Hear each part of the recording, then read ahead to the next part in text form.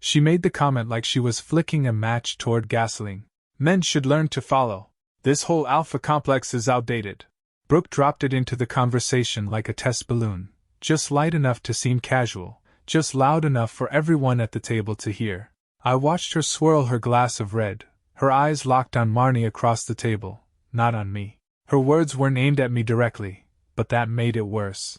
If she had looked me in the eye, maybe it would have been a joke. Maybe I could have read it as banter. But she didn't. She delivered it to the room, not her husband. Marnie leaned back with a knowing smile, clearly in agreement. Jonah blinked and gave a polite chuckle. Ethan looked down at his plate. Nobody challenged it. That was the part one kept turning over later. No one asked, "What do you mean?" No one even looked my way. I stayed still, chewing slowly. I didn't correct her. I didn't offer a counterpoint. I just let it sit. Not out of submission, but because something in me had quietly shifted.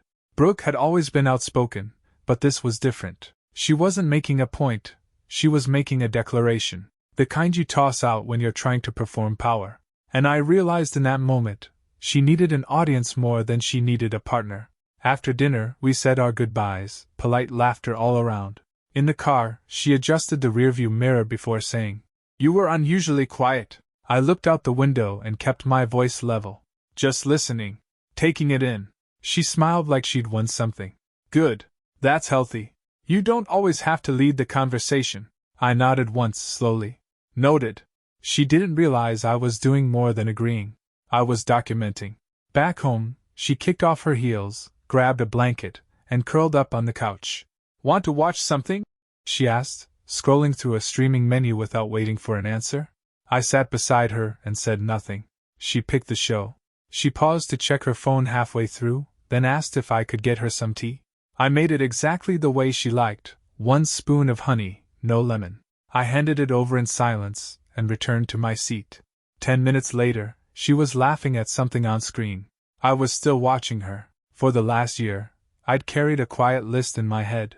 The things I initiated: date nights, house repairs, the little apologies that smoothed over her mood swings.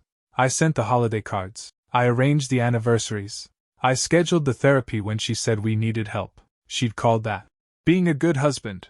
Now she was calling it outdated. That night, I lay beside her in bed while she flicked through her phone with the screen light washing her face in cold blue. My side of the bed used to have a dent where I curled closer to her. Now I lay flat, arms folded over my chest, staring at the ceiling. She glanced over once, her voice low and almost hesitant. "You okay?" I turned my head slowly, keeping my expression unreadable. "Fine. Just thinking." She shifted slightly under the blanket, not quite looking at me. "About what?" she asked, her tone trying to sound casual but landing just a beat off. I let the pause hang a moment longer than comfort allowed. "Whether I'd been doing too much leading." She smiled faintly, like she thought it was a compliment. "That's good," she murmured, already turning back to her screen. "It's healthy to let go." She didn't realize I was already gone. The next morning, I got up before her, made coffee, and left her mug untouched. I didn't remind her about the vet appointment for her dog. I didn't ask if she wanted me to pick up groceries. I didn't suggest we go for our usual Saturday walk. Instead, I sat at the kitchen table with my coffee and thought through the next 7 days. I planned nothing. I initiated nothing. I said nothing unless asked. If she wanted me to follow, I'd follow. I'd stop steering. I'd stop prompting. I'd give her what she claimed she wanted, and I'd document every step of the results. She didn't ask where I went emotionally that night, and I didn't volunteer. Because from that moment on, I would do exactly what she asked, and nothing more. The first week was easy. I simply stopped. No more reminders. No calendar prompts. No. "Did you remember to pay the water bill?" Or, "Are we still seeing your parents on Sunday?" If it needed doing and she didn't ask me to, it didn't get done. Monday morning, she lingered in the kitchen, waiting for me to mention the leaky faucet upstairs, the one I'd promised to fix over the weekend. I took my coffee, kissed her on the cheek, and walked out the door without a word. She stared after me, confused but not concerned. Not yet. By Wednesday, the silence started pressing into the corners of our routine. We ate dinner together, a simple takeout she ordered without consulting me. Usually, I'd offer to pick it up. That night, I stayed in the living room while she went to get it. When she returned, she handed me my bag silently, like she was expecting a thank you wrapped in some joke about how lucky I was. I gave her a nod. That was it. Thursday, she forgot to call the landscaper. I watched the weeds in the front yard grow like proof. A week earlier, I would have reminded her. Texted the guy myself. Not now. The lawn became a quiet monument to her autonomy. At first, she seemed empowered. That was the word she used when talking to Marnie on the phone. I overheard it from the other room. He's letting me take the reins more, she said with a light laugh. It feels good, like we're balancing things. I stood in the hallway, just out of sight, listening to her define neglect as progress. Friday evening, she walked into the living room with a hopeful energy that felt almost rehearsed. Movie night? She suggested, tilting her head as if testing the air between us. I nodded once, letting the pause hang long enough to make her feel it. She settled onto the couch beside me, remote in hand. What do you want to watch? She asked, glancing at me like this was a question with history behind it. I kept my tone light but measured. Whatever you pick. Her eyebrow lifted, a flicker of doubt flashing in her eyes. Really? I didn't blink. I trust your lead. She studied me like I'd spoken a different language. But she smiled, faint, polite, performative, and picked a romantic comedy we'd watched years ago during a weekend trip to Vermont. Back then, she'd fallen asleep halfway through, her hand tucked into mine. Now, she stayed wide awake. I watched the screen, she watched me.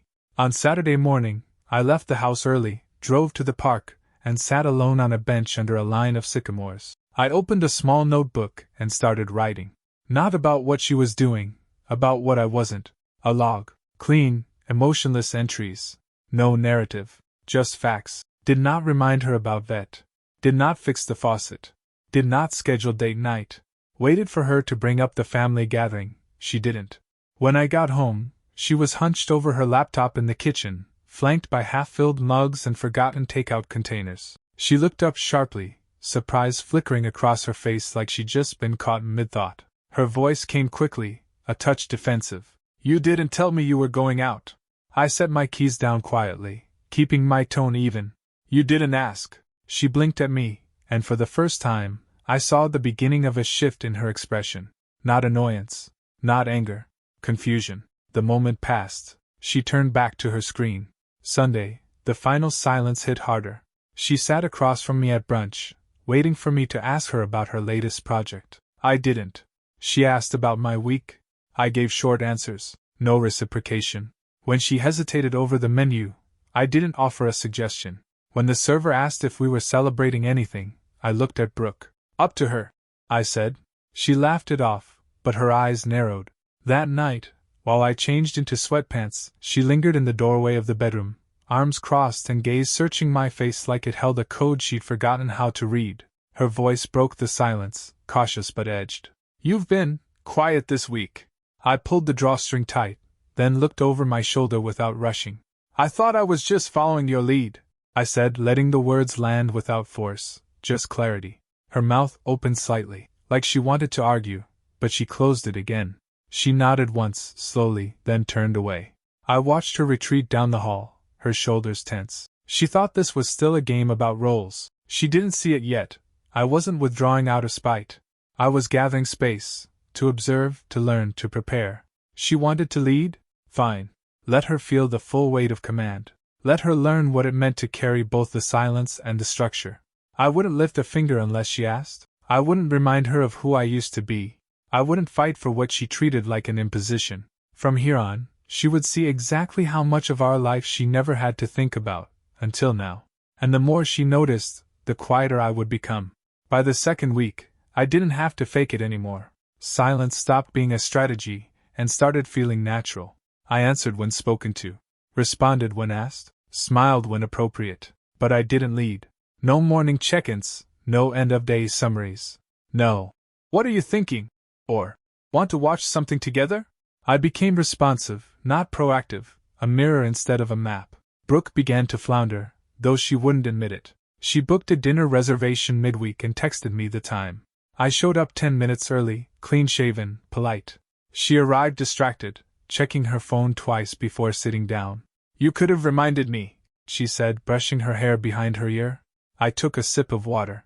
You already had it handled. She didn't respond to that. Just studied me like I'd moved a piece on a board game she thought she was winning. By the weekend, the veneer started to crack. She opened the fridge Saturday morning and sighed. "We're out of eggs. And oat milk. Again." I was reading in the living room, legs crossed, pen in hand.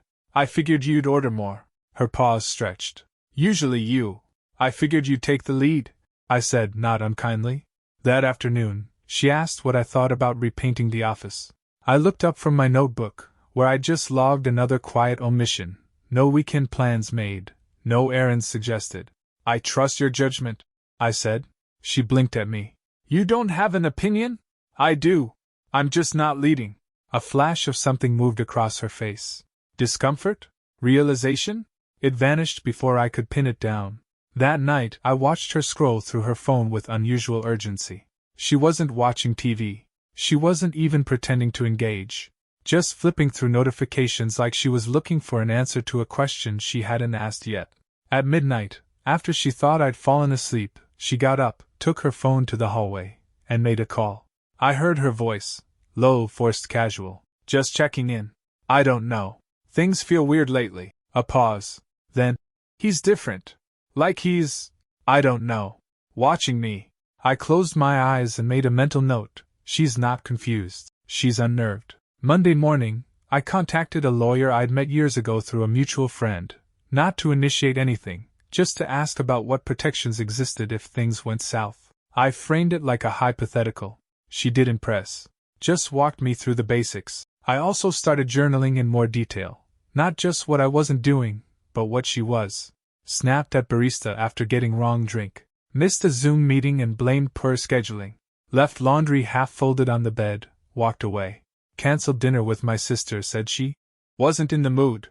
Alone, none of these were indictments. But together, they formed a pattern, stress rising, control slipping. She was unraveling. One evening, I came home to find her pacing the kitchen, phone to her ear, brow furrowed. She ended the call as I walked in. "Everything okay?" I asked. "Yeah," she said quickly. "Just work stuff." I nodded and walked past her without pressing. Her eyes followed me like she expected something, a demand, a challenge, anything to argue with. I gave her nothing.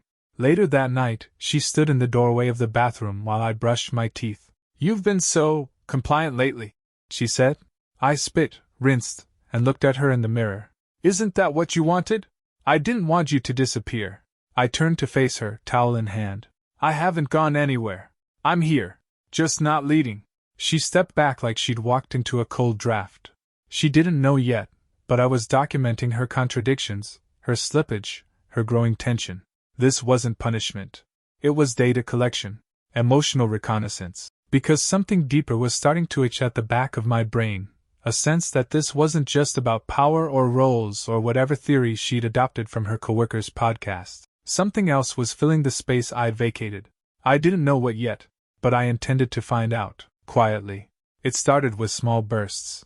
Not quite anger, not quite panic, just fractures. Thursday morning, she came downstairs and saw the dishwasher still full from the night before. "You didn't run it?"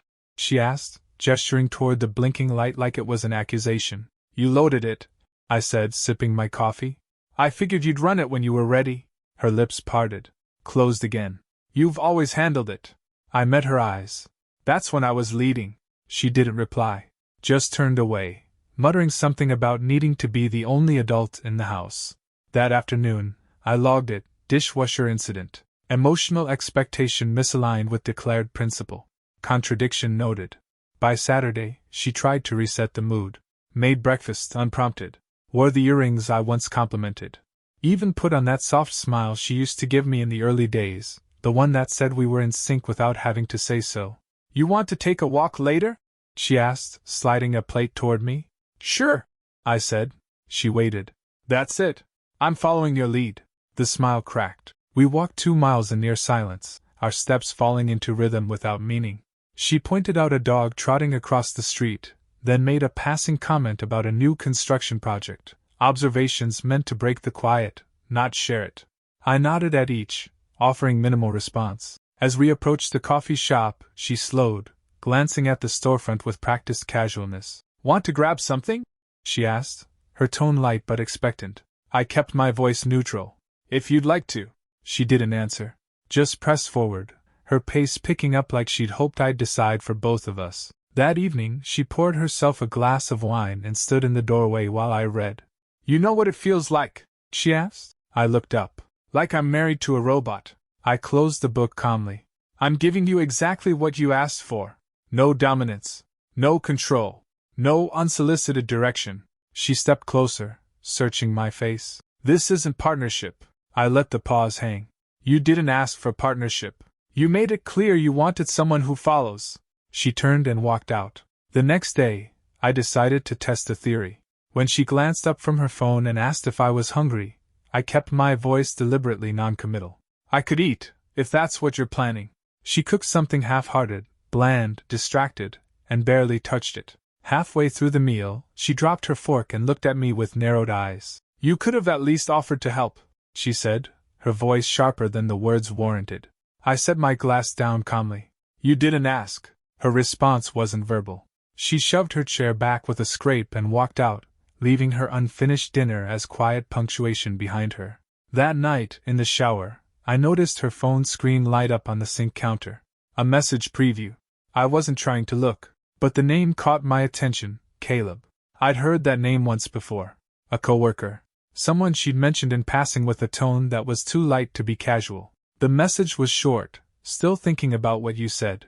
I didn't touch the phone. I didn't need to. I just made a note. Time. Name. Wording.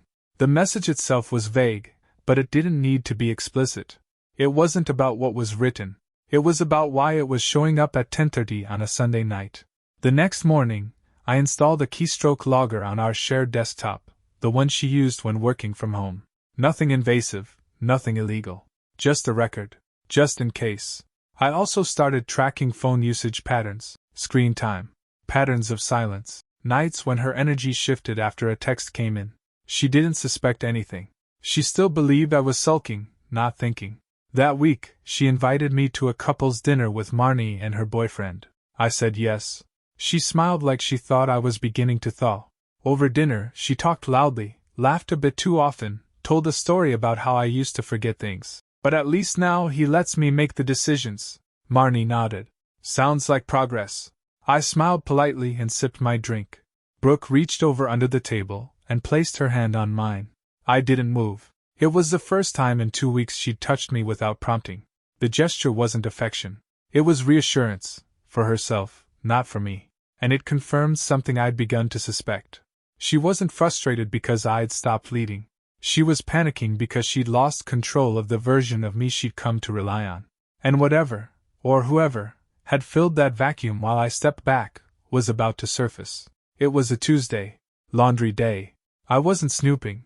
I was sorting whites from colors, just like I always had before this whole experiment started. Her tablet was on the bed, face down but still active, screen lighting up as a new notification slid into view. I didn't touch it. I didn't need to. The message preview was clear enough. When can I see you again?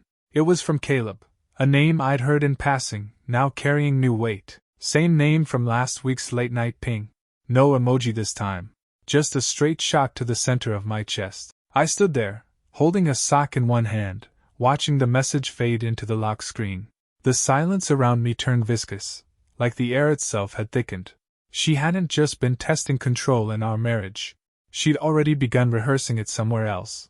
I sat down on the edge of the bed, the sock still clutched in my hand like an absurd detail that refused to let the moment become cinematic. It wasn't rage I felt, or heartbreak. It was confirmation. Everything made sense now. The smug certainty when she spoke in front of others, the sudden disinterest in shared plans, the way she'd started dressing sharper, laughing louder, vanishing emotionally when I stopped reaching. I folded the sock slowly. Then opened my notebook and added a new entry. Message from Caleb. When can I see you again? Timestamp, 12:07 p.m. Confirmed, not just emotional withdrawal. She has shifted connection externally. I didn't confront her. Instead, I walked through our house with new eyes. Every corner, every quiet detail, took on double meaning. The extra wine glass in the dishwasher. The scented lotion she started using that she once told me gave her a headache. The playlist she left running in the living room with soft indie tracks either of us had ever played before. That night, I pretended to forget my charger. Her tablet was still on the nightstand. While she showered, I checked it. No password change. The messages weren't torrid. They were strategic, thoughtfully casual. Caleb. Wish I could have stayed longer last time. Her. You're the only thing that feels simple lately. Another. Caleb. He still hasn't caught on. Her. He's checked out.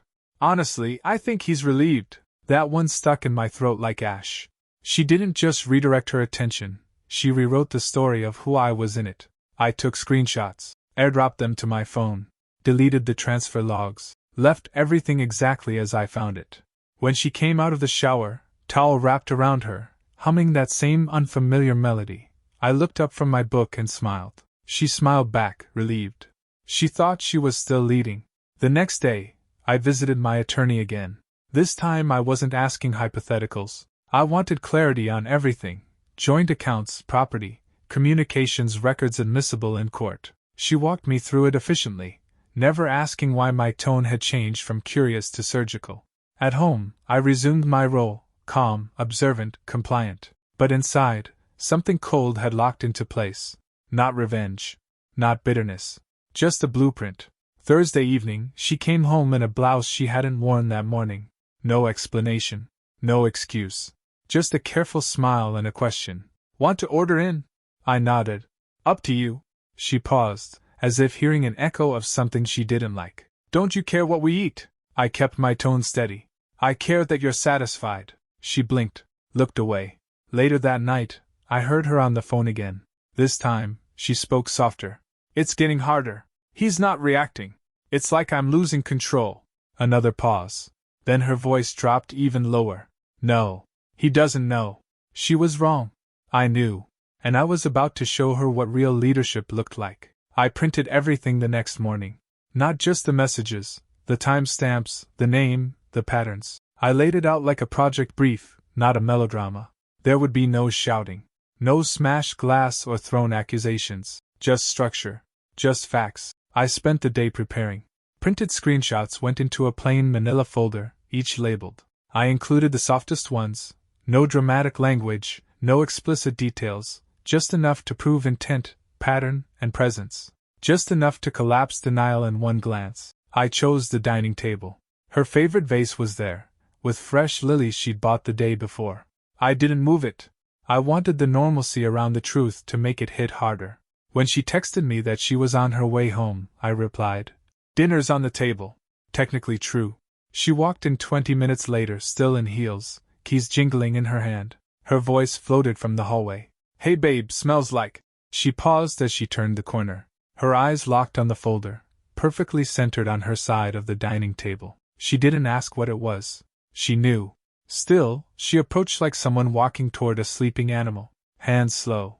Movements measured. She pulled the folder open, and the color left her face in slow, visible waves. Her fingers hovered over the pages like they burned. When she finally looked up, her mouth opened. I raised a hand gently. "Let me go first." She stayed silent.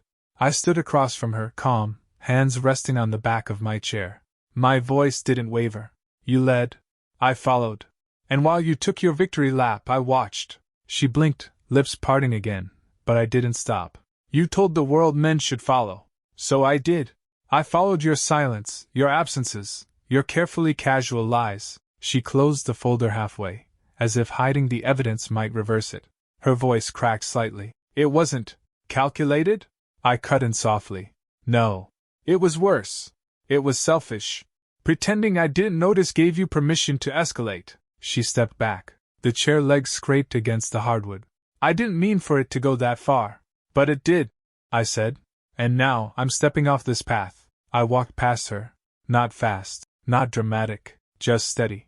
The same way I'd walked toward this moment. She didn't follow immediately. Maybe she expected me to pause in the doorway. I didn't. I left that night with only a bag and a few essentials. No grand pronouncement. Just a clean exit. The next morning, I emailed my attorney. Sent her the compiled file and instructed her to proceed. No public blasts. No petty revenge. Just legal clarity and emotional space. For the next few days, the texts came in waves. First, "We need to talk." Then, "I made a mistake." Then, "This isn't you. Please don't shut me out." I didn't respond.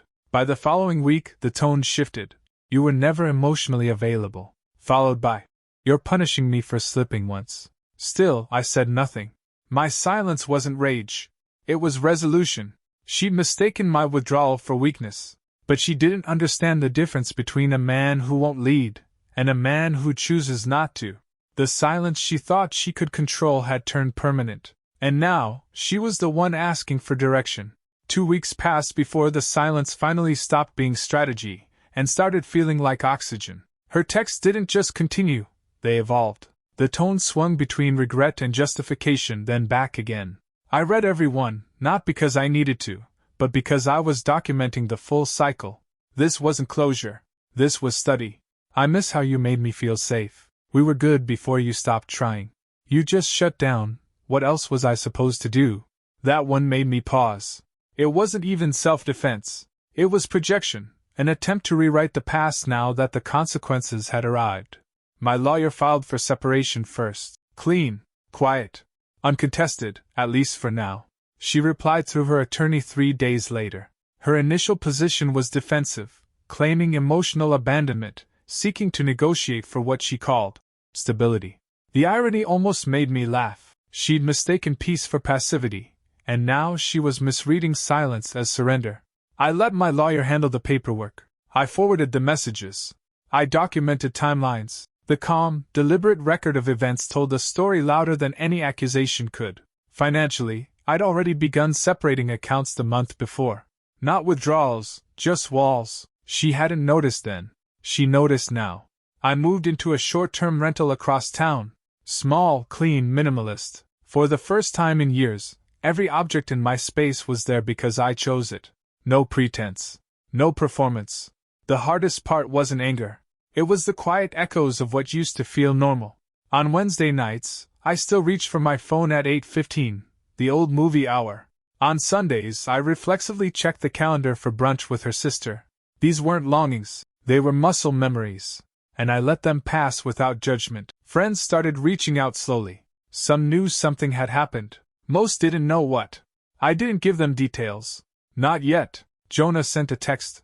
Heard you and Brooke are taking space. You okay? I replied simply. Clarity comes with distance. I'm okay. Marnie didn't reach out. That said enough. 3 weeks in, I returned to the house briefly, to retrieve a few boxes, some records, and a piece of art that had been mine long before her. She wasn't home. She'd left a note on the counter. I hope someday we can talk like people again. No name. No apology. I didn't take the note. Back at the rental, I hung the art on the blank wall above my desk. The space didn't feel like a fresh start yet. It wasn't supposed to. It felt earned, grounded. A place not defined by silence, but by deliberate choice. One evening, I passed a couple walking their dog. She was laughing. He was listening. I didn't feel envy, just observation.